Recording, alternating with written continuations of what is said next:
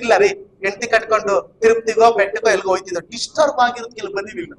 ಅಂದ್ರೆ ಈ ತರದ ಒಂದು 163ನೇ ಸ್ಥಾನದಲ್ಲಿರ್ತಕ್ಕಂಥ ಈ ಸಂದರ್ಭದಲ್ಲಿ ನಾನು ಇನ್ನೊಂದು ಮಾತು ಹೇಳ್ತೀನಿ. ಈ ಡಿಸ್ಟರ್ಬ್ ಸಮಾಜ ಇದೆಯಲ್ಲ, ಇವ್ರ ಚರಿತ್ರೆಯನ್ನ ಯಾವ ಕಣ್ಗಳು ನೋಡೋದು ಅಂತ. ವಿಶ್ವದಲ್ಲಿ ಹಸಿವಿನಿಂದ ಸಾಯ್ತಾ ಇರ್ತಕ್ಕಂಥ ದೇಶಗಳ ಪಟ್ಟಿಯಲ್ಲಿ ಭಾರತ ಫಸ್ಟ್ ಪ್ಲೇಸ್ ಅಲ್ಲಿದೆ. ನಿಮ್ಗೆ ಅನ್ಸ್ಬೋದು, ಸರ್ ಏನ್ ಸರ್ ಭಾರತ ಅನ್ನೋ ಪದ ಬಳಸಿದಿರಿ, ಹೆಂಗ್ ಸರ್ ಇದು ತಪ್ಪಲ್ವಾ ಅಂತ. ವಿಶ್ವಸಂಸ್ಥೆಯಲ್ಲಿ ನೋಂದಣಿ ಮಾಡ್ಕೊಂಡಿರ್ತಕ್ಕಂಥ ದೇಶಗಳಲ್ಲಿ 193 ದೇಶಗಳ ಪಟ್ಟಿಯಲ್ಲಿ ಹಸಿವಿನಿಂದ ಸಾಯ್ತಾ ಇರ್ತಕ್ಕಂಥ ಪಟ್ಟಿ ಇದೆ.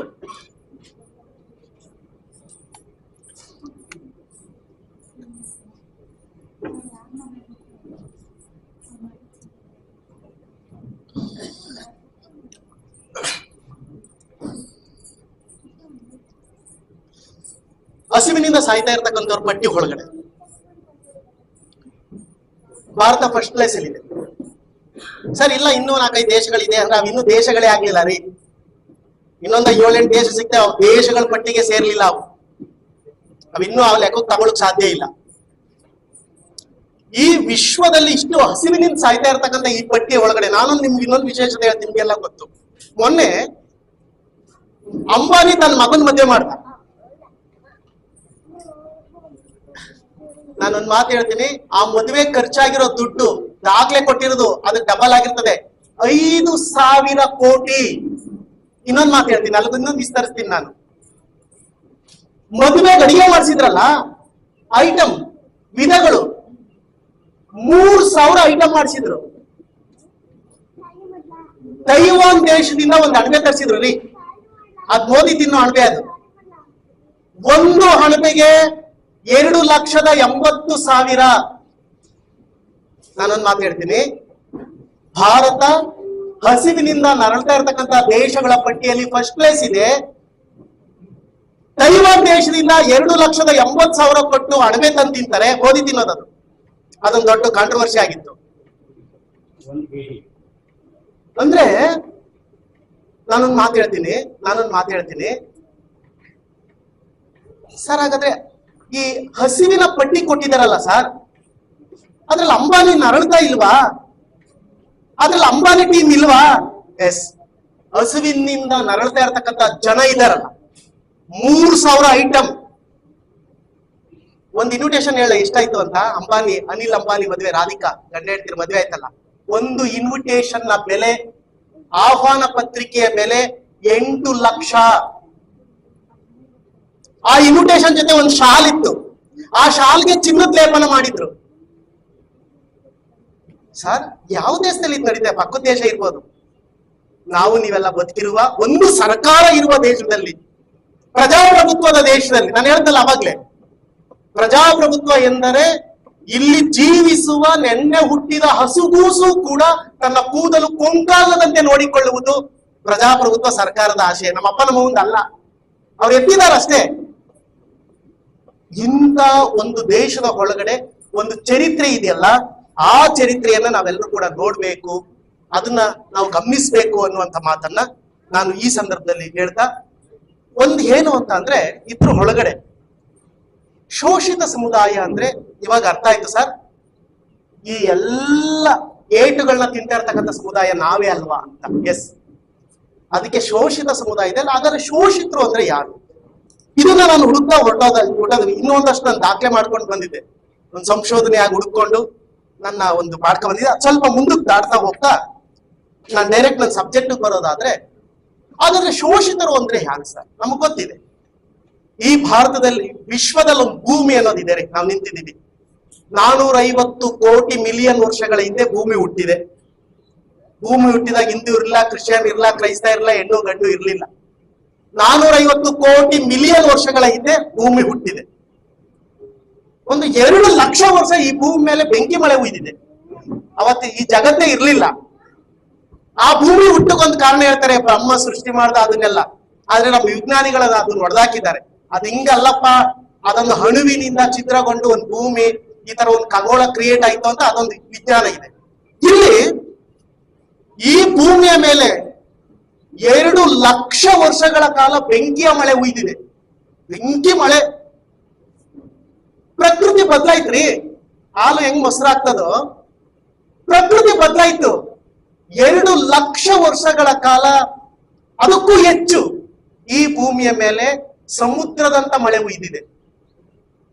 ಈ ಕುರಾನ್ ಇರ್ಲಿಲ್ಲ, ಭಗವದ್ಗೀತೆ ಇರ್ಲಿಲ್ಲ, ರಾಮಾಯಣ ಇರ್ಲಿಲ್ಲ, ರಾಮ ಕೃಷ್ಣ ಹೇಳ್ತಾರಲ್ಲ ತ್ರೇತಾಯುಗ, ದ್ವಾಪರ ಯುಗ, ಅಲ್ಲೊಂದು ಅಯೋಧ್ಯೆ ಇತ್ತು, ಅದ್ರಲ್ಲೊಂದು ಕಿರೀಟ ಇತ್ತು, ಅಲ್ಲೊಂದು ಬಿಲ್ ಇತ್ತು, ಅಲ್ಲೊಂದು ಬಾಣ ಇತ್ತು, ರಾಮನ ಕೆಳಗಡೆ ಆಂಜನೇಯ ಕುತ್ಕೊಂಡಿದ್ದ, ಅದೊಂದು ತ್ರೇತಾಯುಗ, 101 ಜನ ಇದ್ರು, 5 ಜನ ಪಾಂಡವರು, ದ್ವಾಪರ ಯುಗ ಅಂತಾರಲ್ಲ, ಅಲ್ಲಿ 2 ಲಕ್ಷ ವರ್ಷಗಳ ಕಾಲ ಸಮುದ್ರದಂತ ಮಳೆ ಹನಿ ಅಲ್ಲ, ಸಮುದ್ರದಂತ ಮಳೆ ಹುಯ್ದಿದೆ.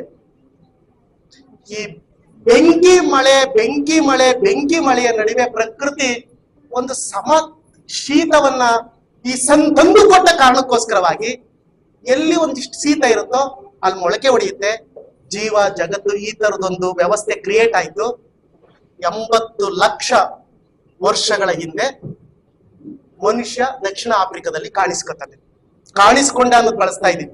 ಅವ್ನು ನಾಗರಿಕನಾದ ಅಂತ ನಾನು ಹೇಳ್ತಾ ಇಲ್ಲ, ಕಾಣಿಸ್ಕೊಂಡರಿ. ಒಬ್ಬ ಮನುಷ್ಯ 4 ಕಾಲಲ್ಲಿ ನಡೀತಿದ್ದ, ಅದಾದ್ಮೇಲೆ ಮುಂದಿನ ಕೈಗಳನ್ನ ಬೇರೆದಕ್ಕೆ ಯೂಸ್ ಮಾಡಿ ಕಾಲಲ್ಲಿ ನಡೆಯೋಕ್ ಶುರು ಮಾಡ್ದ. ನಾನು ಮತ್ತೆ ಹೇಳ್ತಾ ಇದ್ದೀನಿ, ನಾನು ಏನ್ ಕೇಳ್ತಾ ಇದ್ದೀನಿ ಅಂದ್ರೆ, ಆಗ ರಾಮ ಇರ್ಲಿಲ್ಲ ಸರ್, ರಾಮ ಯಾವಾಗ ಬಂದ ಅಂತ ಹೇಳ್ತೀನಿ ನಾನು. ಸರ್ ರಾಮಾಯಣ ಹತ್ರ ಆಚು ನಡೆದಿದೆ ಸರ್ ಅಂತ ಹೇಳ್ತಾರಲ್ಲ, ಬೆಂಕಿ ಒಳಗಡೆ ಎಲ್ಲಿತ್ತೋ ನನಗೆ ಗೊತ್ತಿಲ್ಲ, ಯಾರು ಇರ್ಲಿಲ್ಲ. ಅದಾದ ನಂತರದಲ್ಲಿ 80 ಲಕ್ಷ ವರ್ಷಗಳ ಹಿಂದೆ ಈ ಆಫ್ರಿಕಾದ ಒಳಗಡೆ ಮನುಷ್ಯ ಕಾಣಿಸ್ಕೊಂಡ. ಮನುಷ್ಯ ಹುಡುಕಾಡ್ತಾ ಹೊರಟ, ಅವನ ತಲೆ ಬೆಳೀತಾ ಹೋಯ್ತು. ಅದಕ್ಕೊಂದು ದೊಡ್ಡ ವಿಜ್ಞಾನದ ಜ್ಞಾನ ಇದೆ, ಇರ್ಲಿ. ತಲೆ ಬೆಳೀತು, ಆಲೋಚಿಸ್ತು, ಇಲ್ಲಿ ಯಾಕೋ ಒಂದಿಷ್ಟು ಸೊಪ್ಪು, ಇಲ್ಲೊಂದು ಯಾಕೋ ಒಂದಿಷ್ಟು ನೀರ್ ಸಿಗ್ತಾ ಇಲ್ಲ, ನನ್ಗೆ ತಿನ್ನೋಕ್ ಒಂದಿಷ್ಟು ಏನು ಸಿಗ್ತಾ ಇಲ್ಲ ಅಂದಾಗ ಸಂಚಾರ ಶುರು ಮಾಡ್ದ. ಎಲ್ಲಿ ನೀರಿದೆಯೋ, ಎಲ್ಲಿ ಅನ್ನ ಇದೆಯೋ ಅಲ್ಲಿ ನಾನು ಗೋಡೆಗಳ ನಡೆ ಒಂದ್ ಜಾಗದಲ್ಲಿ ನಿಲ್ಲೋಕ್ ಶುರು ಮಾಡ್ದ. ಅದೊಂದು ದೊಡ್ಡ ಚರಿತ್ರೆ, ಅದು ಅಗತ್ಯ ಇಲ್ಲ, ನಿಮ್ಗೆಲ್ರಿಗೂ ಗೊತ್ತಿದೆ. ಅದಾದ ನಂತರದಲ್ಲಿ ಮನುಷ್ಯನ್ಗನ್ನಿಸ್ತು ಇದು ಒಳ್ಳೇದು, ಇದು ಕೆಟ್ಟದ್ದು, ಇದು ಹಿಂಗೆ ಅದು ಹಂಗೆ ಅಂತ ಶುರುವಾಯ್ತಲ್ಲ. ಅಲ್ಲಿ ಶುರುವಾಗುತ್ತೆ ಜಗತ್ತಿನ ನಾಗರಿಕತೆಗಳು. ಅದು ಸಿಂಧೂ ನದಿ ನಾಗರಿಕತೆ, ಕ್ರಿಸ್ತ ಪೂರ್ವ 2500 ವರ್ಷಗಳ ಹಿಂದೆ ಭಾರತ ದೇಶದಲ್ಲಿ ಹುಟ್ಟದ್ದು. ಈ ಸಿಂಧೂ ನದಿ ನಾಗರಿಕತೆ ಇದೆಯಲ್ಲ, ಮನುಷ್ಯನ ಒಳ್ಳೆದ್ರು ಕೆಟ್ಟದ್ರ ನಡುವೆ ಅಲ್ಲಿ ಯಾವುದೇ ಮೌಢ್ಯ ಇರ್ಲಿಲ್ಲ, ಅಲ್ಲಿ ಯಾವುದೋ ಮನುಷ್ಯನ್ ಡಿಸ್ಟರ್ಬ್ ಮಾಡ್ತಕ್ಕಂಥ ಮೈಂಡ್ ಸೆಟ್ ಇರ್ಲಿಲ್ಲ. ಅಲ್ಲಿ ಮನುಷ್ಯ ಅವನ ಬದುಕಿನ ದಾರಿಗೆ ಏನ್ ಬೇಕೋ ಅದು ಮಾತ್ರ ಇತ್ತು. ಅದನ್ನೇ ನಾಗರಿಕತೆ ಅಂತ ಕರೆಯೋದು. ಜನ ಯಾರು ಒಂಚೂರು ಸರಿಯಾಗಿ ನಡ್ಕೊಂಡಿಲ್ಲ, ನಾಗರಿಕಂತರ ಯೋಚನೆ ಮಾಡೋ ಮಾರಾಯ ಅಂತಾರೆ. ಹಂಗಂದ್ರೆ ಏನು ಅಂದ್ರೆ ಸರಿಯಾಗಿ ಯೋಚನೆ ಮಾಡುವಂತ ಅಂತಹ ಒಂದು ನಾಗರಿಕತೆಯನ್ನ ಭಾರತ ದೇಶದಲ್ಲಿ ಕ್ರಿಸ್ತ ಪೂರ್ವ 2500 ವರ್ಷಗಳ ಹಿಂದೆ ಕಟ್ಟುತ್ತಿದೆಯಲ್ಲ. ಇವ್ರು ಇನ್ನೂ ಏನೇನೋ ಶುರು ಮಾಡ್ತಾರೆ, ಬ್ರಹ್ಮನ ತಲೆಯಿಂದ ಬ್ರಾಹ್ಮಣ ಹುಟ್ಟಿದ್ದಾನೆ ಅಂತ ಅಂದ್ಕೊಂಡು ಏನೇನೋ ಶುರು ಮಾಡ್ತಾರೆ. ಅದು ಹಂಗಲ್ಲ ಅಂತ. ಇಲ್ಲಿ ಆ 2500 ವರ್ಷಗಳ ಹಿಂದೆ ಅಲ್ಲಿದ್ದಂತ ಒಂದು ಸಮಾಜ ಇತ್ತಲ್ಲ, ಅದು ನಾಗಜನ ಅಂತ ಹೇಳಿ ಕರೀತಾರೆ. ಬಾಬಾ ಸಾಹೇಬ್ರು ಅದನ್ನು ದಾಖಲಿಸಿದ್ದಾರೆ. ಸಂಪುಟ 3 ಕ್ರಾಂತಿ, ಪ್ರಾಚೀನ ಭಾರತದಲ್ಲಿ ಕ್ರಾಂತಿ ಮತ್ತು ಪ್ರತಿಕ್ರಾಂತಿ, ಸಂಪುಟ 3 ಪುಟ ಸಂಖ್ಯೆ 163 ಒಳಗಡೆ ಬಾಬಾ ಸಾಹೇಬ್ ಅಂಬೇಡ್ಕರ್ ಅವರು ನಾಗಜನ ಅಂದ್ರೆ ಯಾರು ಅಂತ ಹೇಳಿ ಕರೀತಾರೆ. ಇದನ್ನ ನಾವು ಗಮನಿಸ್ತಾ ಹೋಗ್ತೀವಿ. ಆ ನಾಗಜನನೇ ಯಾರು ಅಂತಂದ್ರೆ ನಾವು. ಹೆಂಗೆ ಸರ್? ನಾವು ಸಿಂಧೂ ನದಿ ನಾಗರಿಕತೆ ಒಳಗಡೆ ಇದ್ದಂತ ನಾಗಜನ, ಅಲ್ಲಿದ್ದಂತ ಒಂದು 5 ಬುಡಕಟ್ಟುಗಳು, ನಾಗಜನರ ಬುಡಕಟ್ಟುಗಳು: ಅಸುರ, ದಾನವ, ಕಿನ್ನರ, ರಾಕ್ಷಸ, ನಿಸಾಚರ. ಇವೆಲ್ಲರೂ ಬಾಬಾ ಸಾಹೇಬ್ರ ಭಾಷೆಯಲ್ಲಿ ಕೇಳ್ಬೇಕು ಅಂತಾರೆ. ನಾವ್ ಹೆಸರುಗಳನ್ನ ಕಟ್ಕೊಬಿಟ್ಟು, ನಮ್ ಗೆಳೆಯರು ಅಸುರ ಅಂತ ಹೆಸರು ಕಟ್ಕೊಂಡ್ರಿ, ರಾಕ್ಷಸ ಅಂತ ಹೆಸರು ಕಟ್ಕೊಂಡು. ನಾನು ಕನ್ನಡ ಮೇಷ್ಟ್ರು. ರಾಕ್ಷಸ ಅನ್ನೋ ಪದದಲ್ಲಿ ತುಂಬಾ ಒಳ್ಳೆ ಅರ್ಥ ಇದೆ, ಒಂಥರ ಧ್ಯಾನಿಸೋ ರೀತಿಯಲ್ಲಿ ಇದೆ. ರಾಕ್ಷಸ ಅನ್ನುವ ತತ್ಸಮ ಪದ, ರಕ್ಕಸ ಅನ್ನುವ ತದ್ಭವ. ರಕ್ಕಸ ಅಂದ್ರೆ ರಕ್ಷಕ, ರಕ್ಷಕ ಅಂದ್ರೆ ಕಾಪಾಡೋನು. 12 ವರ್ಷದಿಂದ ಕನ್ನಡ ಪಾಠ ಮಾಡ್ತಾ ಇದ್ದೀನಿ. ಈ ರಾಕ್ಷಸ ಅನ್ನೋ ಪದದಲ್ಲಿ ಕ್ರೂರ ಎಲ್ಲಿ ಬಂತ ಗೊತ್ತಿಲ್ಲ, ಡಿಕ್ಷನರಿ ಬರ್ತಾನೆ. ಅವಾಗಲೇ ಹೇಳಿದ್ನಲ್ಲ, ಕಾಗೆಯ ಕಾ ಕೆಟ್ಟದ್ದು ಅಂತ ಹೇಳಿದ್ರಲ್ಲ, ರಾಕ್ಷಸ ಅನ್ನೋ ಪದದಲ್ಲಿ ಕೆಟ್ಟದ್ದು ಎಲ್ಲಿದೆ ಅಂತ. ರಾಕ್ಷಸ, ರಕ್ಕಸ, ರಕ್ಷಕ. ರಕ್ಷಕ ಕಾಪಾಡೋನು ಅಂತ. ನೀವು ಕನ್ನಡ ಸಾಹಿತ್ಯ ಪರಿಷತ್ ಡಿಕ್ಷನರಿ ತೆಗೆದು ನೋಡಿ. ರಾಕ್ಷಸ ಎಂದರೆ ಕ್ರೂರಿ, ಕೊಲ್ಲುವವನು. ಅಲ್ಲೂ ಜೊತೆ ಎಕ್ಸ್ಟ್ರಾ 2 ಅಲ್ಲಿರ್ತಿದ್ದೋ, ಈಚು ಕಾಣಿಸೋ ತರ ಇರ್ತಿದ್ದೋ, ಅಲ್ಲು ತಲೆ ಮೇಲೆ 2 ಕೊಂಬಿರ್ತಿದ್ದೋ, ಅವನು ಮನುಷ್ಯನೇ ತಿಂದಾಕ್ತಿದ್ದ. ಈ ತರದ್ ಇದೆಯಲ್ಲ. ಇನ್ನೊಂದು ದಾನವ ಅಂತ ಅಂದ್ರೆ ನೀವು ಕೇಳಿಸ್ಕೊಂಡಿದ್ದೀರ, ದಾನವ ಅನ್ನೋ ಪದದಲ್ಲಿ ಮಾನವನಾಗುವೆಯೋ ಇಲ್ಲ ದಾನವನಾಗುವೆಯೋ. ದಾನವ ಅನ್ನೋ ಪದದಲ್ಲಿ ಕೆಟ್ಟದಿದ್ದು ಸುಮ್ಮನೆ ಯೋಚನೆ ಮಾಡೋಣ. ದಾನ ಅಂತ ಅಂದ್ರೆ ಯಾವುದೇ ಪ್ರತಿಫಲ ಅಪೇಕ್ಷೆ ಇಲ್ಲದೆ ಇನ್ನೊಬ್ಬರಿಗೆ ಕೊಡ ಮಾಡೋದನ್ನ ದಾನ ಅಂತೀವಿ. ನಿಶಾಚರ, ರಾತ್ರಿ ಹೊತ್ತು ಕಾಯೋನಂತಾರಿ ಆ ಪದದೊಳಗಡೆ. ಅಸುರ, ಸುರ ಅಂತ ಅಂದ್ರೆ ಹಸು ಅಂದ್ರೆ ಪ್ರಾಣ, ರಾ ಅಂದ್ರೆ ಕೊಡುವವನು ಅಂತ. ನಾನೊಂದು ಮಾತು ಹೇಳಿ ಮುಂದಕ್ಕೆ ಹೋಗ್ತೀನಿ. ಈ ತರದ ಕೆಟ್ಟ ತರ ಕ್ರಿಯೇಟ್ ಮಾಡಿದ್ರಲ್ಲ, ಅಸುರ ಅಂದ್ರೆ ಕೆಟ್ಟವನು ಅಂತ, ರಾಕ್ಷಸ ಅಂದ್ರೆ ಕೆಟ್ಟವನು ಅಂತ ಕ್ರಿಯೇಟ್ ಮಾಡಿದ್ನ ಬಾಬಾ ಸಾಹೇಬ್ರ ಭಾಷೆ ಹೇಳುತ್ತೆ. ಈ ಬ್ರಾಹ್ಮಣರು ಬೌದ್ಧಿಕ ವೇಶ್ಯರು ಅಂತ ಕರೀತಾರೆ ಬಾಬಾ ಸಾಹೇಬ್ ಅಂಬೇಡ್ಕರ್. ಅಂಡರ್ಲೈನ್ ಮಾಡ್ಕೊಳ್ಬೇಕಾದ್ರೆ ನಾನು ಹೇಳ್ತೀನಿ, ದಾನವ ಅನ್ನೋ ಪದದಲ್ಲಿ ದಾನ ಕೊಡೋದು ಇದೆಯೇ ವಿನಃ, ನಮ್ ರಾಜ್ಕುಮಾರ್ ಬಾಯಲ್ಲಿ ಹೇಳ್ಸಿದ್ರಲ್ಲ, ಮಾನವನಾಗುವೆಯೋ ಇಲ್ಲ ದಾನವನಾಗುವೆಯೋ. ಮಾನವ ಅಂದ್ರೆ ಒಳ್ಳೆಯವನಾಗು, ದಾನವ ಅಂದ್ರೆ ಕೆಟ್ಟವನಾಗು ಅಂತ. ಈ ದಾನವನಲ್ಲಿ ಕೆಟ್ಟದೆಲ್ಲಿದೆ? ಇವರೇ ಒಂದು ಪದ ಬಳಸ್ತಾರೆ. ಹಸು ಅಂದ್ರೆ ಪ್ರಾಣ, ರಾ ಅಂದ್ರೆ ತೆಗೆಯುವವನು. ಇಂದಿ ಅಂದ್ರೆ ಸಂಪತ್ತು, ಇಂದಿರಾ, ಇಂದಿ ಅಂದ್ರೆ ಸಂಪತ್ತು, ರಾ ಅಂದ್ರೆ ಕೊಡುವವಳು. ಇಂದಿರೋ ಪದ ಬಳಸುವಾಗ ಇವರು ರಾಗೆ ಕೊಡುವವಳು ಅಂತೇವೆ. ಇಲ್ಲಿ ನಮ್ಮ ಮೂಲ ನಿವಾಸಿಯ ಹಸುರ ಪದ ಬಳಸುವಾಗ ತೆಗೆಯುವವನು ಅಂತಾರೆ. ಪ್ರಾಣ ತೆಗೆಯುವವನು ಹಸುರ ಅಂದ್ರೆ, ಇಂದಿರಾ ಅಂದ್ರೆ ಸಂಪತ್ತು ಕೊಡುವವಳು. ಬಾಬಾ ಸಾಹೇಬ್ರು ಬೌದ್ಧಿಕ ವೇಶ್ಯರು ಇವರು ಅಂತ ತಮ್ಮ ಜ್ಞಾನವನ್ನ ಬೀದಿಲ್ ಮಾಡಿದಾರ್ರಿ. ಜುಟ್ಟು ಜನವರಗಳು ಹಾಕೊಂಡು ರಾವ್ ಭಟ್ ಶಾಸ್ತ್ರಿ ಏನೇನೋ ಕತೆ ಹೇಳ್ತಾರಲ್ಲ, ಇವರೆಲ್ಲ ತಮ್ಮ ಜ್ಞಾನವನ್ನ ಬೀದಿಯಲ್ಲಿ ನಿಂತು ಮಾರಿದ್ದಾರೆ. ಅದಕ್ಕೆ ಬೌದ್ಧಿಕ ವೇಶ್ಯರು ಅಂತ ಹೇಳೋದು. ಬಾಬಾ ಸಾಹೇಬ್ರು ಸಂಪುಟ 3 ಭಾರತದಲ್ಲಿ ಕ್ರಾಂತಿ ಪ್ರತಿಕ್ರಾಂತಿ ಅನ್ನುವಂತ ಪುಸ್ತಕದಲ್ಲಿ ಹೇಳ್ತಾರೆ, ಅಸುರ ಅನ್ನುವಂತ ಸಮುದಾಯ ಇವರು ಕ್ರೂರಿಗಳಲ್ಲ, ನಮ್ಮಂತೆಯೇ ಮಾನವರು. ಭೂಮಿಯ ಒಡೆತನದಲ್ಲಿ ಬೇರೆಯವರು ಬಂದು ಮಾಡಿದಂತ ಡಿಸ್ಟರ್ಬ್ ಗಳನ್ನ ತಡೆದವರು ಅಂತ ಬಾಬಾ ಸಾಹೇಬ್ ಅಂಬೇಡ್ಕರ್ ಹೇಳ್ತಾರೆ.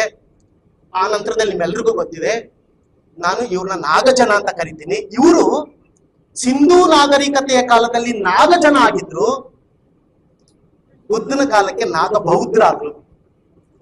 ಇದನ್ನ ಬಾಬಾ ಸಾಹೇಬ್ ಹೇಳೋದು. ಬುದ್ಧನ ಕಾಲಕ್ಕೆ ನಾಗ ಬೌದ್ಧರಾದ್ರು, ಮನುಧರ್ಮ ಶಾಸ್ತ್ರದ ಕಾಲಕ್ಕೆ ಅಸ್ಪೃಶ್ಯರಾದ್ರು. ಇವತ್ತು 2024ಕ್ಕೆ ಏನಾಗಿದ್ದೀವಿ ಅಂತ ಹೇಳ್ತೀನಿ ನಾನು. ನಾಗಜನ ನೀವೆಲ್ಲರೂ ಗೊತ್ತಿರ್ಬೋದು. ಬುದ್ಧ ಒಂದು ಹೊಸ ಪ್ರಕೃತಿಯ ಧರ್ಮವನ್ನ ನಮ್ಗೆ ಹೇಳ್ಕೊಟ್ಟ ಮನುಷ್ಯ, ನಮ್ಮೆಲ್ಲ ಮಾರ್ಗದರ್ಶಕ, ಮೋಕ್ಷದಾತನಲ್ಲ ಅಂತ ಬುದ್ಧನ ಬಗ್ಗೆ ಮಾತಾಡ್ತಾರೆ. ನಾಗಜನ ಆಗಿದ್ದವರು ಹೆಂಗೆ ಇವರು ನಾಗಬೌದ್ಧರಾದ್ರು ಅಂತ ಅಂದ್ರೆ, ಬುದ್ಧ ಸಿಂಧೂ ನಾಗರಿಕತೆ ಒಳಗಡೆ ಇದ್ದಂತ ಪ್ರಕೃತಿ ನಿಯಮಗಳನ್ನೇ ತನ್ನ ಧಮ್ಮ ಮಾಡ್ಕೊಂಡ ಅಂತ, ಅದಕ್ಕೆ ನಾಗ ಬೌದ್ಧರಾದ್ರು ಅಂತ ಬಾಬಾ ಸಾಹೇಬ್ ಅಂಬೇಡ್ಕರ್ ಹೇಳ್ತಾರೆ. ಬುದ್ಧ ಹೊಸದನ್ನೇನು ಕ್ರಿಯೇಟ್ ಮಾಡ್ಲಿಲ್ಲ. ಸಿಂಧೂ ನಾಗರಿಕತೆಯಲ್ಲಿ ಇದ್ದಂತ ಪ್ರಕೃತಿಯ ನಿಯಮಗಳನ್ನ ಗೌರವಿಸೋದಿದೆಯಲ್ಲ ಬುದ್ಧಿಸಂ, ಅದೇ ಪ್ರಕೃತಿಯ ನಿಯಮಗಳೇ ಬುದ್ಧಿಸಂ. ಅದಕ್ಕೆ ಐನ್ಸ್ಟೀನ್ ಕೂಡ ಅದನ್ನೇ ಹೇಳುತ್ತು, ನಾನು ಯಾವ ಧರ್ಮನೂ ಒಪ್ಪಲ್ಲ, ಅಕಸ್ಮಾತ್ ನಾನು ಯಾವ್ದಾದ್ರು ಒಂದು ಧರ್ಮ ಹೋಗ್ತೀನಿ ಅಂತ ಅಂದ್ರೆ ಅದು ಬೌದ್ಧ ಧರ್ಮ ಆಗಿರುತ್ತೆ ಅಂತ ಹೇಳಿ ಜಗತ್ತಿನ ನಂಬರ್ 1 ವಿಜ್ಞಾನಿ ಐನ್ಸ್ಟೀನ್ ಹೇಳುತ್ತೋ ಅದೇ ಮಾತು. ಬುದ್ಧನೂ ಕೂಡ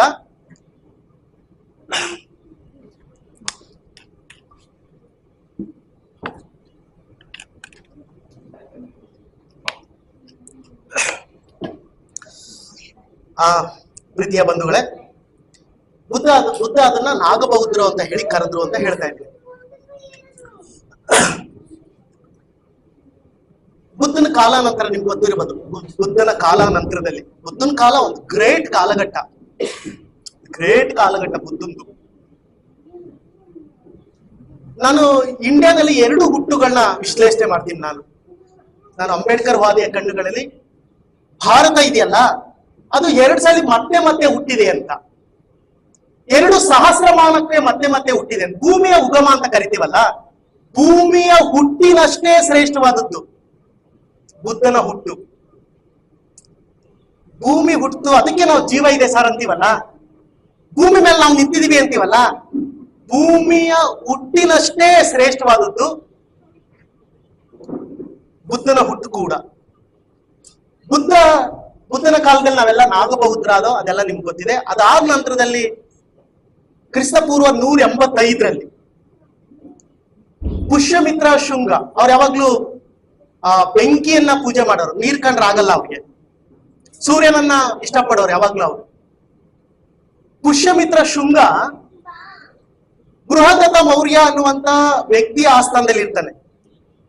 ಬೃಹದತ್ತ ಮೌರ್ಯ ನೀರ್ ಕುಡಿತಾ ಇರ್ತಾನೆ, ನೀವು ಚರಿತ್ರೆ ಓದ್ಬೋದು.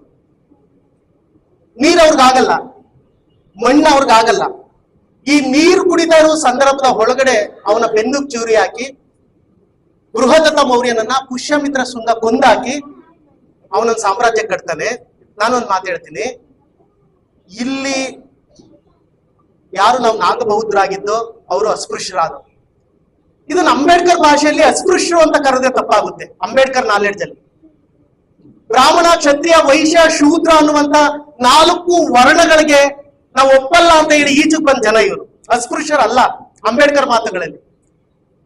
ನಾವ್ ಎಣ್ಣೆ ನಾವ್ಯಾಕ್ ಮಾಡ್ಬೇಕು ಮಾರಯ್ಯ, ಮಡಿಕೆ ನಾವ್ ಮಾಡಲ್ಲ ಮಾರಯ್ಯ, ನಮ್ ಕೆಲ್ಸ ಅದಲ್ಲ, ನಿಮ್ ಸೇವೆ ನಾವ್ ಯಾಕೆ ಮಾಡ್ಬೇಕು ಹೇಳ್ರಿ ಅಂತ ಹೇಳಿ ಅವರ ಯಾವ ಸೇವೆಗಳನ್ನು ಕೂಡ ನಿರಾಕರಿಸಿ ಅವರ ಗುಲಾಮತನವನ್ನ ಒಪ್ಕೊಳ್ದೇನೆ ಒಂದ್ ಮಾತಿದೆಯಲ್ಲ, ಗ್ರೀಕ್ ನ ತತ್ವಜ್ಞಾನಿ ತುಸಿಡೈಡ್ ಒಂದ್ ಮಾತು ಹೇಳ್ತಾನೆ, ನಿಮಗೆ ನಮ್ಮ ಒಡೆಯರಾಗಬೇಕೆಂಬ ಆಸೆ ಇರಬಹುದು, ಬಟ್ ನಮ್ಗೆ ನಿಮ್ ಗುಲಾಮರಾಗೋ ಆಸೆ ನಮ್ಗಿಲ್ಲ ಅಂತ.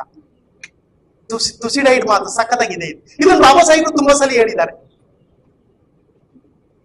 185ರಲ್ಲಿ ಅಸ್ಪೃಶ್ಯ ಇದೇ ಮಾತು ಹೇಳಿದ್ರು ಅವ್ರಿಗೆ, ಅಪ್ಪ ನೀವು ಮ್ಯಾಲ್ ಕುತ್ಕೊಂಡು ನಮ್ ಸೇವೆ ಮಾಡಿ ಅಂತ ಹೇಳಿ ಇಲ್ಲಿದ್ದವ್ರನ್ನೇ ಒಂದಷ್ಟು ಜನ ಒಳಗೆ ಸೇರಿಸ್ಕೊಂಡಿರ್ಬೋದು, ಮಡಿಕೆ ಮಾಡು, ಎಣ್ಣೆ ಮಾಡು, ಏನೇನೋ ಹೇಳ್ತಾ ಇರ್ಬೋದು, ನಿಮ್ಗೆ ನಮ್ ಹೊಡೆಯರಾಗೋದಕ್ಕೆ ಇಷ್ಟ ಇರ್ಬೋದು, ಆದ್ರೆ ನಮ್ಗೆ ನಿಮ್ ಗುಲಾಮರಾಗೋದಕ್ಕೆ ಇಷ್ಟ ಇಲ್ಲ ಅಂತ ಹೇಳಿ ಒಟ್ಟು ಈ ವ್ಯವಸ್ಥೆಯಿಂದ ಹೊರಗುಳಿದ್ರಲ್ಲ, ಅದನ್ನ ಬಾಬಾ ಸಾಹೇಬ್ರು ಏನಂತಾರೆ ಆ ಮಾತನ್ನ ಅಂತ ಅಂದ್ರೆ ಮುಟ್ಟಲ್ ಅಸಾಧ್ಯರು ಅಂತ ಹೇಳಿ ಕರೀತಾರೆ. ಇವ್ರನ್ನ ಟಚ್ ಮಾಡೋಕ್ ಆಗಿಲ್ಲ, ಇವ್ರನ್ನ ಸೂರ್ಯನನ್ನ ಟಚ್ ಮಾಡೋಕ್ ಆಗಲ್ಲ, ಮುಟ್ಟೋಕ್ ಆಗಲ್ಲ, ನಕ್ಷತ್ರವನ್ನ ಮುಟ್ಟೋಕ್ ಆಗಲ್ಲ ರೀ. ಬಟ್ ಇವತ್ತಿನ ಹಿಸ್ಟ್ರಿ ಟೆಕ್ಸ್ಟ್ ಬುಕ್ಗಳು, ಇವತ್ತಿನ ಡಿಕ್ಷನರಿಗಳು ನಮ್ಮನ್ನ ಹೆಂಗಿಟ್ಟಿದಾವೆ ಅಂತ ಅಂದ್ರೆ ಇವರು ನಮ್ಮನ್ನ ಮುಟ್ಟಬಾರದ ಜನ ಮಾಡಿಟ್ಟಿದ್ದಾರೆ.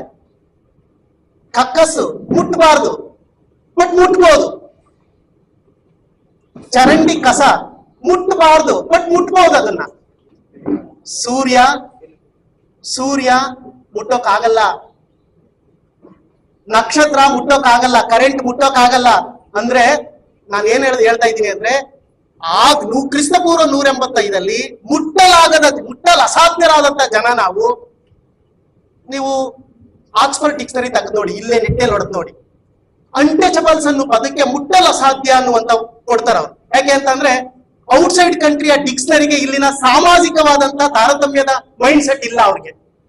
ಇಲ್ಲಿ ಬರ್ದವರು ತಲೆಯಲ್ಲಿ ಬ್ರಾಹ್ಮಣನ ತಲೆ ಇಟ್ಕೊಂಡೇ ಡಿಕ್ಷನರಿ ಬರೀತಾರೆ ಇವರು, ಅಥವಾ ಮೇಲರಿಮೆಯ ಗ್ರೇಟ್ ಮನಸ್ಥಿತಿಯನ್ನ ಇಟ್ಕೊಂಡು ಡಿಕ್ಷನರಿ ಬರೀತಾರೆ. ಅಂದ್ರೆ ಇಲ್ಲಿ ಕ್ರಿಸ್ತಪೂರ್ವ 185ರಲ್ಲಿ ಅಸ್ಪೃಶ್ಯರಾದ ಅವ್ರು ಎಲ್ಲಿ ತನಕ ಬಂಧುಗಳೇ ನಾವು ಅಸ್ಪೃಶ್ಯರಾಗಿದ್ದು ಅಂತ ಅಂದ್ರೆ 2000 ವರ್ಷಗಳ ಕಾಲ 1911ನೇ ಇಸ್ವಿಲಿ ಒಬ್ಬ ಮುಸ್ಲಿಮ್ಸ್ ಆಗಾ ಖಾನ್ ಅನ್ನುವಂತ ವ್ಯಕ್ತಿ, ಬ್ರಿಟಿಷರೇ ನಮ್ಗೆ ಒಂದು ಅನುಮಾನ ಬರ್ತಾ ಇದೆ, ನೀವೇನು 1901ರಲ್ಲಿ ಜನಗಣತಿ ಮಾಡಿದ್ರು, ಹಿಂದೂಗಳು ಅಲ್ಲೇ ಇರ್ತಕ್ಕಂಥ ಒಂದಷ್ಟು ಜನ ಸೇರ್ಕೊಂಡು ನಾವು ಹಿಂದೂಗಳು ಅಂತ ಹೇಳ್ತಿದ್ದಾರೆ, ಒಂದ್ ಪಟ್ಟಿ ಮಾಡ್ರಿ ಅಂತ ಹೇಳಿ ಅವತ್ತಿನ ಬ್ರಿಟಿಷ್ನವರಿಗೆ ಆಗಾ ಖಾನ್ ಅನ್ನುವಂತ ವ್ಯಕ್ತಿ ಒಂದ್ ಮನವಿ ಕೊಡ್ತಾರೆ. ಆಗಾ ಖಾನ್ ಕೊಟ್ಟ ಮನವಿಯ ಮೇಲೆ 1911ನೇ ಇಸ್ವಿ ಒಳಗಡೆ ಒಂದ್ ಜನಗಣತಿ ಮಾಡ್ತಾರೆ ಬಂಧುಗಳೇ. ಅದ್ರ ಒಳಗಡೆ ಹಿಂದೂಗಳಲ್ಲದ ಒಂದಷ್ಟು ಜನ ಇದ್ದಾರೆ ಎನ್ನುವಂತ ಒಂದು ಪಟ್ಟಿ ಸಿಗುತ್ತೆ. ಅವ್ರು ಯಾರು ಅಂತ ಅಂದ್ರೆ ಭಾರತ ದೇಶದಲ್ಲಿ ಇರ್ತಕ್ಕಂಥ ಒಟ್ಟು ಜನರಲ್ಲಿ ಹಿಂದೂಗಳಲ್ಲದ, ಸಿಖ್ಖರಲ್ಲದ, ಮುಸ್ಲಿಮರಲ್ಲದ, ಆಂಗ್ಲೋ ಕ್ರೈಸ್ತರಲ್ಲದ ಒಂದ್ ಜನ ಇದ್ದಾರೆ. ಅವರು 429 ಜಾತಿಗಳು, ಒಟ್ಟು ಜನಸಂಖ್ಯೆ 25% ಜನ ಇದ್ದಾರೆ. ಅವರು ಈ ನೆಲದಲ್ಲಿರ್ತಕ್ಕಂಥ ಅಸ್ಪೃಶ್ಯರು ಅಥವಾ ನಿಸರ್ಗೋಪಾಸಕರು ಅಂತ ಹೇಳಿ ಮನುಸ್ಮೃತಿಯ ಕಾಲದಲ್ಲಿ ಅಸ್ಪೃಶ್ಯರಾಗಿದ್ದು ನಾವು 1911ನೇ ಇಸ್ವಿಲ್ ಬ್ರಿಟಿಷ್ ಜನಗಣತಿಯಲ್ಲಿ ನಿಸರ್ಗೋಪಾಸಕರು ಮತ್ತು ಅಸ್ಪೃಶ್ಯರು ಅನ್ನುವಂತ ಒಂದು ಪಟ್ಟಿ ಸಿಕ್ತು. ಬಾಬಾ ಸಾಹೇಬ್ರು ಇದನ್ನ ಎತ್ಕತ್ತಾರ ಕೈಗೆ. ಬಾಬಾ ಸಾಹೇಬ್ ಅದೇ ತಾನೇ 1917 ಇಂಡಿಯಾಕ್ಕೆ ಬಂದಿರ್ತಾರೆ. 11ರಲ್ಲಿ ನಡೆದಂತ ಜನಗಣತಿ ಇದೆಯಲ್ಲ, ಆ ಗಣತಿ ಇಟ್ಕೊಂಡು ಬಾಬಾ ಸಾಹೇಬ್ರು 1918 ಇಸ್ವಿಲ್ ಬಂದಂತ ಸೌತ್ ಬರೋ ಆಯೋಗಕ್ಕೆ ಒಂದು ಮನವಿ ಕೊಡ್ತಾರೆ. ಸರ್ ಇಲ್ಲಿ ನೋಡಿ, ಸೌತ್ ಬರೋ ಆಯೋಗ ಬನ್ನಿ ಇಲ್ಲಿ, ಹಿಂದೂಗಳಲ್ಲದ ಒಂದಷ್ಟು ಜನ ಇದ್ದಾರೆ ಅವ್ರನ್ನ ಹುಡುಕಿ ಅಂತ. ನಮ್ಮೆಲ್ರಿಗೂ ಇವತ್ತು ರಿಸರ್ವೇಶನ್ ಸಿಕ್ಕಿರೋದು, ರಿಸರ್ವೇಶನ್ ಸಿಕ್ಕಿ ಜಾಬ್ ತಗೊಂಡಿರೋದು ನಾವು ಹಿಂದೂ ಅಲ್ಲ ಅಂತ ನಾನು ಅದನ್ನ ಹೇಳ್ಕೊಟ್ಟಿದ್ದೀನಿ. ಮತ್ತೆ ಇನ್ನೇನು ಅಂತ ನಿಮ್ಗೆ ಗೊತ್ತು, ಅಲ್ಲಿ ಹೇಳ್ತಾರೆ 1918 ಸೌತ್ ಬರೋ ಆಯೋಗದ ಮುಂದೆ ಬಾಬಾ ಸಾಹೇಬ್ ಅಂಬೇಡ್ಕರ್ ಹೇಳ್ತಾರೆ, ಹಿಂದೂಗಳಲ್ಲದ ಒಂದಷ್ಟು ಜನ ಇದ್ದಾರೆ, ಅವ್ರಿಗೆ ಮೀಸಲಾತಿ ಕೊಡಿ ಅಂತ ಬಾಬಾ ಸಾಹೇಬ್ ಹೇಳಿಲ್ಲ, ಪ್ರಾತಿನಿಧ್ಯವನ್ನ ಕೊಡಿ ಅಂತ ಬಾಬಾ ಸಾಹೇಬ್ ಅಂಬೇಡ್ಕರ್ ಕೇಳ್ತಾರೆ. ಫಸ್ಟ್ ಮನವಿ ಹಿಂದೂಗಳಲ್ಲದ ಜನಕ್ಕೆ ಅಂತ, ಅಸ್ಪೃಶ್ಯರನ್ನು ಬ್ರಾಕೆಟ್ ಅಲ್ಲಿ ಹಾಕೋಣ ಬೇಕಾದ್ರೆ. 1927 ಬಂದಂತ ಸೈಮನ್ ಆಯೋಗ ಕೂಡ ಬಾಬಾ ಸಾಹೇಬ್ ಅಂಬೇಡ್ಕರ್ ಅದನ್ನೇ ಹೇಳ್ತಾರೆ, ಹಿಂದೂಗಳಲ್ಲದ ಜನ ಇಲ್ಲಿದ್ದೀವಿ ನಾವು, ನಮಗೆ ಪ್ರತ್ಯೇಕವಾದಂತ ಅವಕಾಶಗಳನ್ನ ಕೊಡಿ, ಪ್ರಾತಿನಿಧ್ಯ ಕೊಡಿ ಅಂತ. ನಾನು ಮುಂದಕ್ಕೆ ಹೋಗ್ತೀನಿ. 1930, 31, 32 ದುಂಡು ಮೇಜಿನ ಸಮ್ಮೇಳನ. ಬಾಬಾ ಸಾಹೇಬ್ ಅಂಬೇಡ್ಕರ್ ಇದನ್ನೊಂಚೂರು ನಾನು ಒಂಚೂರು ವಿಸ್ತರಿಸ್ತೀನಿ. ಬಾಬಾ ಸಾಹೇಬ್ರು ಎದ್ದು ನಿಂತ್ಕೊಂಡು ಮಾತಾಡುವಾಗ ಮತ್ತೆ ಮತ್ತೆ ಹೇಳ್ತಾರೆ ನಾವು ಹಿಂದೂಗಳಲ್ಲ ಅಂತ. ಜನಪರ ವೇದಿಕೆ ಯಾಕೆ ಅಂದ್ರೆ ಆಳದಲ್ಲಿ ಬುದ್ಧನ್ ಪ್ರೀತಿಸ್ತಕ್ಕಂಥ ಒಂದು ಟೀಮ್. ನಾನು ಅದನ್ನ ಹೇಳಕ್ ಬರ್ತಾ ಇದ್ದೀನಿ. ಬಾಬಾ ಸಾಹೇಬ್ ಎದ್ದು ನಿಂತ್ಕೊಂಡು ಮಾತಕ್ಕೆ ಶುರು ಮಾಡಿದ ತಕ್ಷಣ ಹೇಳೋದೇನು ಅಂದ್ರೆ ನಾವು ಹಿಂದೂಗಳಲ್ಲ ಅಂತ. 1911 ಹಿಂದೂಗಳಲ್ಲ, 1918 ಸೌತ್ ಬರೋ ಆಯೋಗದ ಮುಂದೆ ಹಿಂದೂಗಳಲ್ಲ, ದುಂಡು ಮೇಜ್ 27 ಕೂಡ ನಾವು ಹಿಂದೂಗಳಲ್ಲ ಸೈಮನ್ ಆಯೋಗದ ಮುಂದೆ, 30, 31, 32 ಕೂಡ ಬಾಬಾ ಸಾಹೇಬ್ ಅಂಬೇಡ್ಕರ್ 2ನೇ ದುಂಡು ಮೇಜಿನ ಸಮ್ಮೇಳನಕ್ಕೆ ಬಂದಂತ ಗಾಂಧಿಯ ಮುಂದೆ ಕೂಡ ಹೇಳಿತು ಬಾಬಾ ಸಾಹೇಬ್ ಅಂಬೇಡ್ಕರ್ ನಾವು ಹಿಂದೂಗಳಲ್ಲ. ಆಗ ಬಾಬಾ ಸಾಹೇಬ್ ಅಂಬೇಡ್ಕರ್ ಹೇಳ್ತಾರೆ 1927 ಇಲ್ಲ ಸ್ವಾಮಿ ನೀವು ಹಿಂದೂಗಳು ಅಂತ ಗಾಂಧಿ ಹೇಳ್ದಾಗ, ನೀವು ಹಿಂದೂಗಳು ಅಂತ. ನೋಡಿ, ಬಾಬಾ ಸಾಹೇಬ್ ಮತ್ತು ಗಾಂಧಿಯ ಚರ್ಚೆ ಇದೆಯಲ್ಲ, ಗಾಂಧಿ ಇಡೀ ಲೈಫ್ ಪ್ಲಾನ್ ನಮ್ಮನ್ನೆಲ್ಲ ಹಿಂದೂಗಳನ್ನಾಗಿ ಮಾಡಕ್ ಪ್ರಯತ್ನ ಪಟ್ಟಂತ ವ್ಯಕ್ತಿ. ಬಾಬಾ ಸಾಹೇಬ್ ಅಂಬೇಡ್ಕರ್ ಆ ಹಿಂದೂ ಕಾಂಪೌಂಡ್ ಇಂದ ನಮ್ಮನ್ನ ಈಚೆಗೆ ತರೋ ಪ್ರಯತ್ನ ಮಾಡುವಂತ ವ್ಯಕ್ತಿ. ಹೇಗೆ ಅಂದ್ರೆ ಗಾಂಧಿ ಎದ್ದಿತ್ಕೊಂಡು ಹಿಂದೂಗಳು ನೀವು ಒಳಗಿರಿ, ಪ್ರತ್ಯೇಕತೆ ಬೇಡ ಅಂತ ಬಾಬಾ ಸಾಹೇಬ್ ಅಂಬೇಡ್ಕರ್ ಹೇಳ್ತಾರೆ. 1927 ಚೌಡಕೆರೆ ಪ್ರವೇಶ ಮಾಡಿದಾಗ ನಾವು ಹಿಂದೂಗಳಾಗಿದ್ರೆ ಬಿಡ್ತಿದ್ದೀವಿ ತಾನೆ.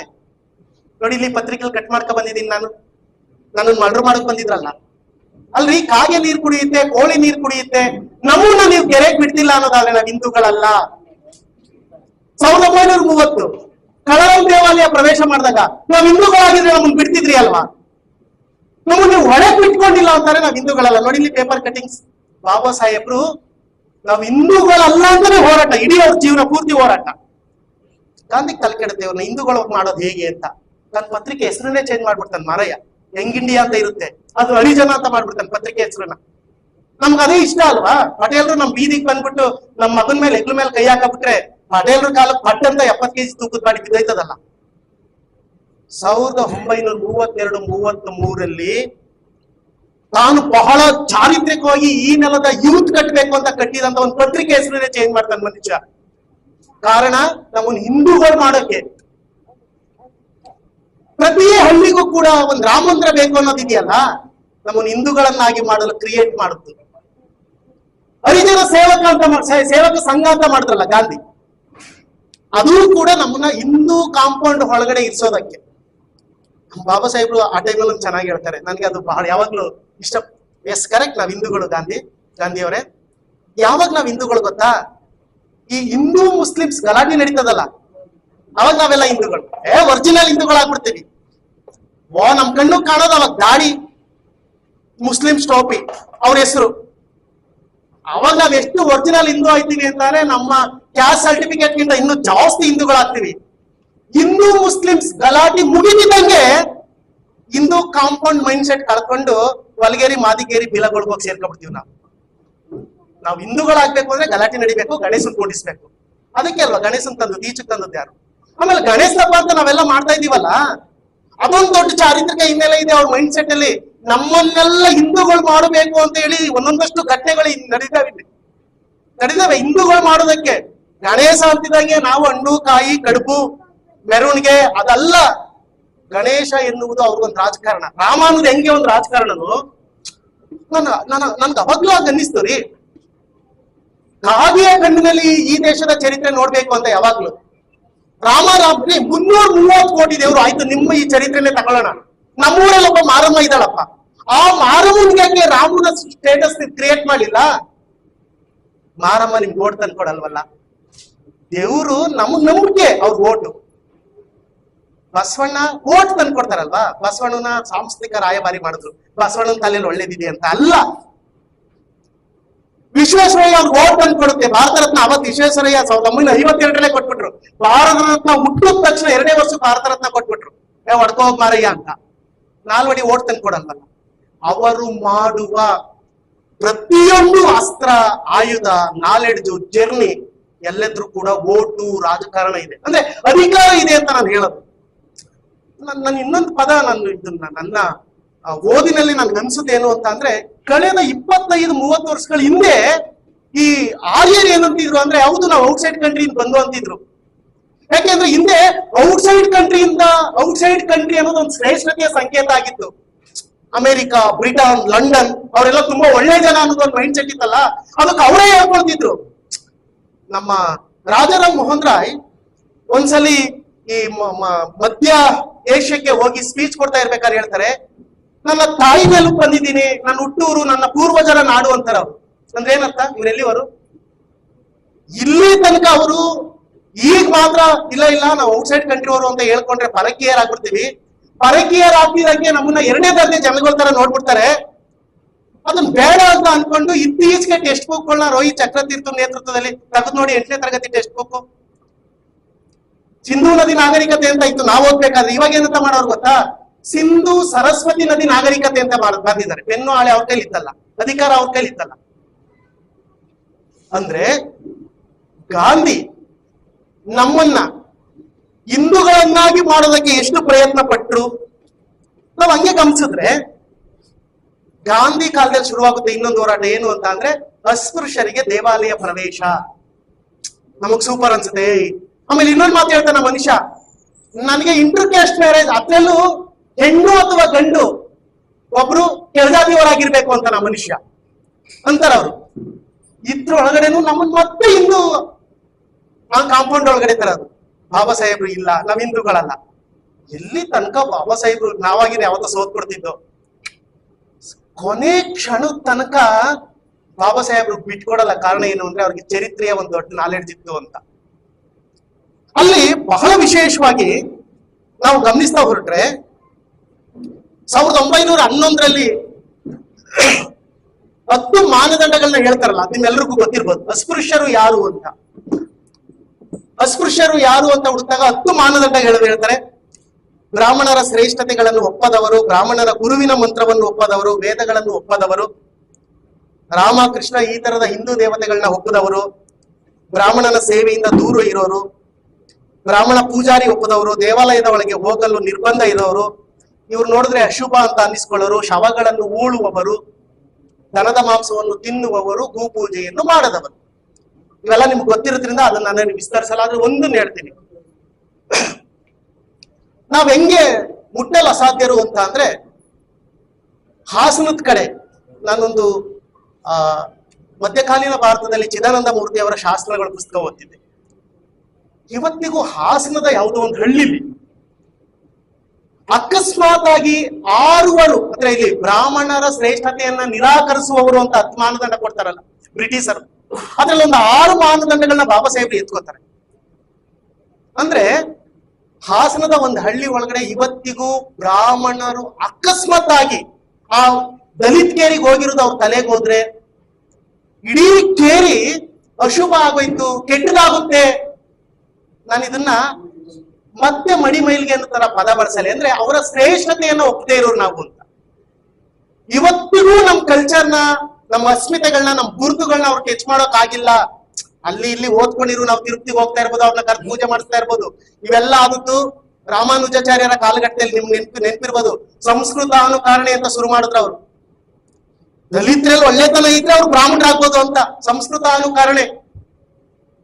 ಎಲ್ಲ ಒಟ್ಟು ದಲಿತರು ಕೆಟ್ಟವರು, ಒಳಗ್ ಜನ, ಬಾಯಿ ಚೆನ್ನಾಗಿಲ್ಲ, ನಾಲ್ಗೆ ಚೆನ್ನಾಗಿಲ್ಲ, ಬಟ್ಟೆ ಚೆನ್ನಾಗಿಲ್ಲ, ಅವ್ರ ಆಲೋಚನೆಗಳು ಚೆನ್ನಾಗಿಲ್ಲ, ಅವ್ರು ಇರೋ ಜಾಗ ಚೆನ್ನಾಗಿಲ್ಲ. ನೀವ್ ಯಾರು ತೊಳೆದಿರೋ ಬಟ್ಟೆ ಹಾಕೊಂಡು ಬಾಳ್ ತಿಂದೇನೆ ಒಂಚೂರು ಸಂಸ್ಕಾರವಂತರಾಗಿ ಮಾತಾಡ್ತೀನಿ ಅಂದ್ರೆ ಬ್ರಾಹ್ಮಣರಾಗ್ಬೋದು ಅಂತ. ಇದೊಂದು ಸಂಸ್ಕೃತ ಅನುಕರಣೆ. MN ಶ್ರೀನಿವಾಸ್ ಕೂಡ ಸೈಕಾಲಜಿಲಿ ಹೇಳ್ತಾರೆ, ಸೋಷಿಯಾಲಜಿಲಿ. ಅಂದ್ರೆ ಒಟ್ಟು ನಮ್ಮನ್ನ, ನಮ್ಮ ಅಸ್ಮಿತೆಗಳನ್ನ ಇಷ್ಟು ವರ್ಷ ಆದ್ರೂ ಕೂಡ ಅವ್ರ ಕೈಲಿ ಮುಟ್ಟೋಕಾಗಿಲ್ಲ. ಬಟ್ ಕಾಲಾನಂತರದಲ್ಲಿ ಪ್ರಭುತ್ವ ಸರ್ಕಾರಗಳು ಮುಟ್ಟಿರಬಹುದು. ಇಂಥ ಸಂದರ್ಭದಲ್ಲಿ ಬಾಬಾ ಸಾಹೇಬ್ ಅಂಬೇಡ್ಕರ್ ನಮ್ಮನ್ನ ಹಿಂದೂಗಳಲ್ಲ, ನಾವೊಂದು ಪ್ರತ್ಯೇಕವಾದಂತ ಹಿಂದೂಗಳಿಗೆ ಭಿನ್ನವಾದಂತ ನಾವೊಂದು ಜನಾಂಗ. ಯಾವ ಜನಾಂಗ ಅಂದ್ರೆ ನಾವು ಬುದ್ಧಿಸ್ಟ್. ಈ ನೆಲದ SC ST OBC ಇಲ್ಲಿರ್ತಕ್ಕಂಥ ಮುಸ್ಲಿಮರು ಕೂಡ ಮೊಘಲರ ಕಾಲದಲ್ಲಿ ಹೆಚ್ಚು ಜನ, ಮೊಘಲರು 1524ರಲ್ಲಿ ಬಾಬರ್ ಈ ದೇಶಕ್ಕೆ ಬರ್ತಾನೆ. 1717ರ ತನಕ ಔರಂಗಜೇಬ ಇಲ್ಲಿ ಆಳ್ತಾರೆ. ಅವ್ರೆಲ್ಲಿ ತನಕ ದೇಶ ಆಳ್ತಾರೆ ಅಂತ ಅಂದ್ರೆ 1857ರ ತನಕ ಎರಡನೇ ಬಹದ್ದೂರ್ ಶಾ ತನಕ 450 ವರ್ಷಗಳ ಕಾಲ ಮೊಘಲರು ಈ ದೇಶ ಆಳಿದ್ರೆ. ನಾನು ಇದು 1 ಪಾಯಿಂಟ್ ಹೇಳ್ತೀನಿ. ಮೊಘಲರ ಕಾಲದಲ್ಲಿ ಹೆಚ್ಚು ಜನ ಅಸ್ಪೃಶ್ಯರು ಮುಸ್ಲಿಮ್ಸ್ ಆಗಿದ್ದಾರೆ. ಬ್ರಿಟಿಷರು ಭಾರತಕ್ಕೆ ಬಂದಾಗ ಹೆಚ್ಚು ಜನ ಅಸ್ಪೃಶ್ಯರು ಕೆಳಜಾತಿಯವರು ಕ್ರಿಶ್ಚಿಯನ್ ಧರ್ಮಕ್ಕೆ ಸೇರಿದ್ದಾರೆ. ಇಲ್ಲಿನ 99% ಮುಸಲ್ಮಾನರು, ಇಲ್ಲಿರ್ತಕ್ಕಂಥ ಬಹುತೇಕ ಕ್ರಿಶ್ಚಿಯನ್ರು ಕೆಳಜಾತಿಗಳಿಂದ ಬಂದವರು. ಅದನ್ನ ನನ್ನ ಮಾತುಗಳಲ್ಲ, ಇದು ಬಾಬಾ ಸಾಹೇಬ್ರ ಮಾತು. ಮತ್ತೆ ಇಲ್ಲಿನ ಎಲ್ಲ ಅವಾಂತರಗಳಿಗೂ ಕಾರಣ ಯಾರು ಅಂತ ಬಾಬಾ ಸಾಹೇಬ್ರು ಹೇಳೋದು. ಬಾಬಾ ಸಾಹೇಬ್ರು ಭಾರತದ ಸ್ವತಂತ್ರ ಚಳವಳಿ ಮಾತಾಡ್ತಾ 2 ಮಾತು ಹೇಳ್ತಾರೆ. 1712ರಲ್ಲಿ ಭಾರತಕ್ಕೆ ಫಸ್ಟ್ ಟೈಮ್ ಅರಬ್ರು ಈ ದೇಶಕ್ಕೆ ಬಂದ್ರಲ್ವಾ. ಮುಸ್ಲಿಮ್ರಲ್ಲಿ ಅರಬ್ರು ಫಸ್ಟ್, ಆಮೇಲೆ ಟರ್ಕ್ರು, ಆಮೇಲೆ ಮೊಘಲರು ಬೇರೆ. ನನ್ಗೆ ಇಲ್ಲೊಂದು ಮಾತು ವಿಸ್ತರಿಸ್ತೀನಿ. ಮೊಘಲರಲ್ಲಿ ಮೊಹಮ್ಮದ್ ಬಿನ್ ಕಾಸಿಂ ಭಾರತ ದೇಶಕ್ಕೆ ಬರ್ತಾನೆ 712ರಲ್ಲಿ. ಅವತ್ತು ಸಿಂಧ್ ಪ್ರಾಂತ್ಯದಲ್ಲಿ ಒಬ್ಬ ಬ್ರಾಹ್ಮಣ ರಾಜ ಈ ದೇಶ ಆಳ್ತಾ ಇರ್ತಾನೆ. ಸಿಂಧ್ ಪ್ರಾಂತ್ಯ, ಪಂಜಾಬ್ ಹತ್ರ. ಆ ಮನುಷ್ಯನ ಪಕ್ಕದಲ್ಲಿ ಇನ್ನೊಬ್ಬ ವ್ಯಕ್ತಿ, ಇಬ್ರು ಜಗಳ ಮಾಡಿ ಮೊಹಮ್ಮದ್ ಬಿನ್ ಕಾಸಿಂನ ಬಾರಪ್ಪ ನಮ್ ದೇಶಕ್ಕೆ, ಇವನ್ ಜೊತೆ ಯುದ್ಧ ಮಾಡುವಂತ ಕರೆದವ್ರು ಇವರೇ. ನೆನ್ಪಿಟ್ಕೊಳ್ಳಿ, ನಮ್ಮ ದೇಶ ಇವತ್ತು ಹಾಳಾಗಿ ಸ್ಮಶಾನ ಆಗಿರೋದ್ ಕಾರಣ ಒಂಥರ ಹಾಳು ಬೀದಿ. ಬಂದವರೆಲ್ಲ ಏನ್ ಬೇಕಾದ್ರೂ ಮಾಡ್ಕೊ ಹೋಗೋದು. 21 ಬಾರಿ ಈ ದೇಶದ ಮೇಲೆ ದಾಳಿಗಳಾಗಿದೆ. 1000 ವರ್ಷ ಮುಸ್ಲಿಮ್ಸ್ ಈ ದೇಶ ಆಳಿದ್ದಾರೆ. ಇದಕ್ಕೆಲ್ಲ ಕಾರಣ ಯಾರು ಅಂದ್ರೆ ಮುಸ್ಲಿಮ್ಸ್ ಅಲ್ಲ. ಇಲ್ಲಿದ್ದವರೇ ಕರೀತಾರೆ, ಬಾರಪ್ಪ ಇಲ್ಲೊಬ್ಬ ಗಾಯಿರ್ ಅಂತ ಹೇಳಿ ಒಬ್ಬ ಇದ್ದಾನೆ.